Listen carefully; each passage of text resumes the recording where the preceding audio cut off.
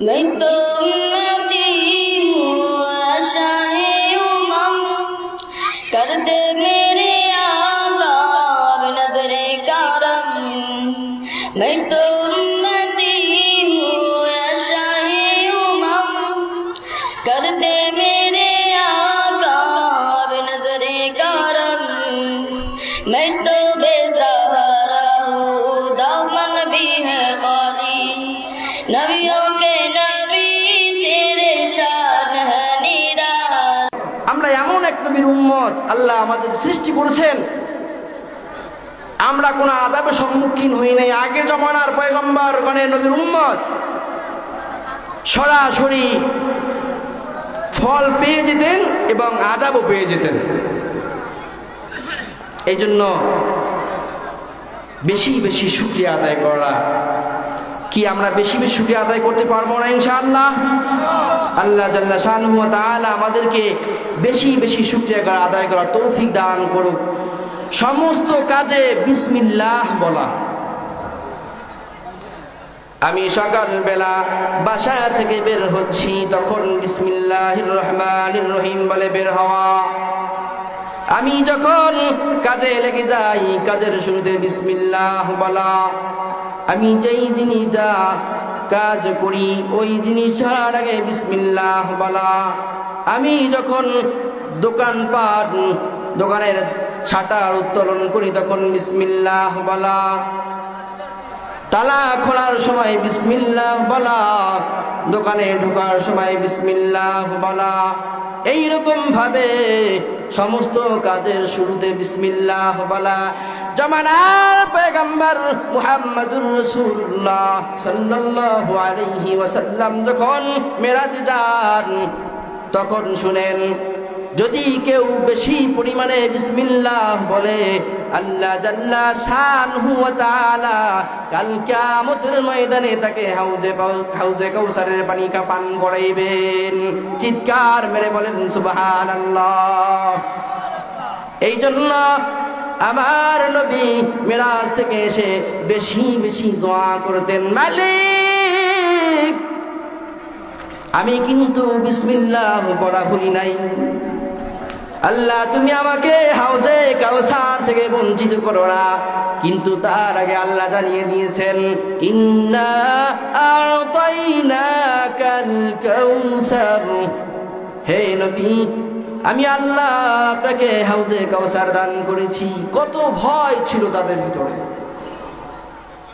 কোন কাজ আল্লাহর বিরোধী হলে সাহাবায়ে কেরাম বেহুশ হয়ে যেতেন, আর আমরা একটু মনও কাঁপে না, বেহুশ তো দূরের কথা। এই জন্য সমস্ত কাজের শুরুতে বিসমিল্লাহ বলা। কিতাবের ভিতরে আসছে সাচ্চি কাহানিয়া, এক মহিলা সমস্ত কাজের শুরুতে বিসমিল্লাহ বলতেন। যখন সকালবেলা ঘর ঝাড়ু দেওয়ার সময় বিসমিল্লাহ, থালা বাসন যখন ধুইতেন তখন বিসমিল্লাহ, যখন খাবার তৈরি করতেন বিসমিল্লাহ, যখন চুলায় আগুন দিতেন তখন বিসমিল্লাহ। সর্বোপরি সমস্ত কাজের শুরুতে বিসমিল্লাহ বলতেন। ওই মহিলার স্বামী এই বিসমিল্লাহ বলাটা পছন্দ করতেন না।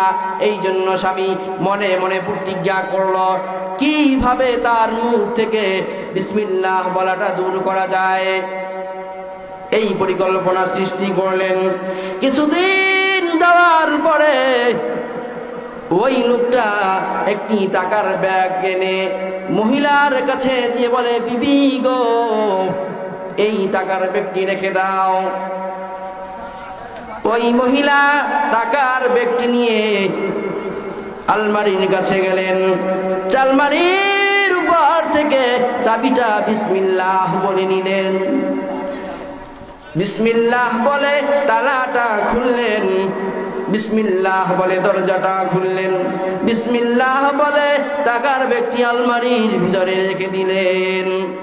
বিসমিল্লাহ বলে দরজাটা বন্ধ করে তালা মেরে ওই চাবিটা জায়গায় রেখে ওই মহিলা তার কাছে চলে যায়। ওই মহিলার স্বামীর মনে তো কুবুদ্ধি। ওই মহিলা লোকটি চাবিটা নিয়ে তালাটা খুলে ব্যাগটি নিয়ে একটি কূপের ভিতরে ফেলে দেয়। কিছুদিন যাবার পরে ওই লোকটি বিবির কাছে বলতেছে, বিবি, কিছুদিন আগে যে তোমার কাছে টাকার ব্যাগটি রেখেছিলাম, ওই টাকার ব্যাগটি দাও। ওই মহিলা আলমারির কাছে গেল, জয়া চাবিটা বিসমিল্লাহ বলে নিল। বিসমিল্লাহ বলে যখন তালাটা খুলবেন, ইতিমধ্যে আমার আল্লাহ ফেরেশতাদেরকে বলতেছে, ফেরেশতারা রে যাও যাও যাও, আমার বান্দির গিয়ে সাহায্য করো। যেই বান্দি সমস্ত কাজের শুরুতে বিসমিল্লাহ বলে, আমার উপরে বিশ্বাস রেখে কাজ করে, আমার ওই বান্দি আমার উপরে বিশ্বাস করে, এই বিশ্বাস যেন নষ্ট না হয়, এই জন্য যাও যাও যাও ফেরেশতারা রে, ওই কূপের মধ্য থেকে টাকার ব্যাগটি এনে ওই আলমারির ভিতরে রেখে দাও, যাতে করে আমার বান্দি যখন বিসমিল্লাহ বলে হাত দিবে গো, তখন যেন টাকার ব্যাগটি পায়। ওই ফেরেশতা আল্লাহর হুকুম পালন করলো। ওই মহিলা যখন বিসমিল্লাহ বলে হাত দিল, সঙ্গে সঙ্গে টাকার ব্যাগটি পেয়ে গেল। চিৎকার মেরে বলেন সুবহানাল্লাহ। ওই মহিলা টাকার ব্যাগটি এনে স্বামীর কাছে দিয়ে বলতেছে, নাও তোমার ব্যাগটি। ওই লোকটি অবাক হয়ে বিবির দিকে তাকিয়ে আছে। আমি তো এই ব্যাগটি এখান থেকে নিয়ে কূপের ভিতরে ফেলে দিছি, কিন্তু এই ব্যাগটি আবার কোথা থেকে আসলো? বলতেছে আশ্চর্য হয়ে গেছে। তো ওই লোকটি মনে মনে ভাবতেছে যে এই যে বিসমিল্লাহ বলে, এর কোনো মনে হয় পাওয়ার আছে, যেই পাওয়ারের কারণে ওই কূপের থেকে এই ব্যক্তি আলমারির ভিতরে আবার চলে আসছে।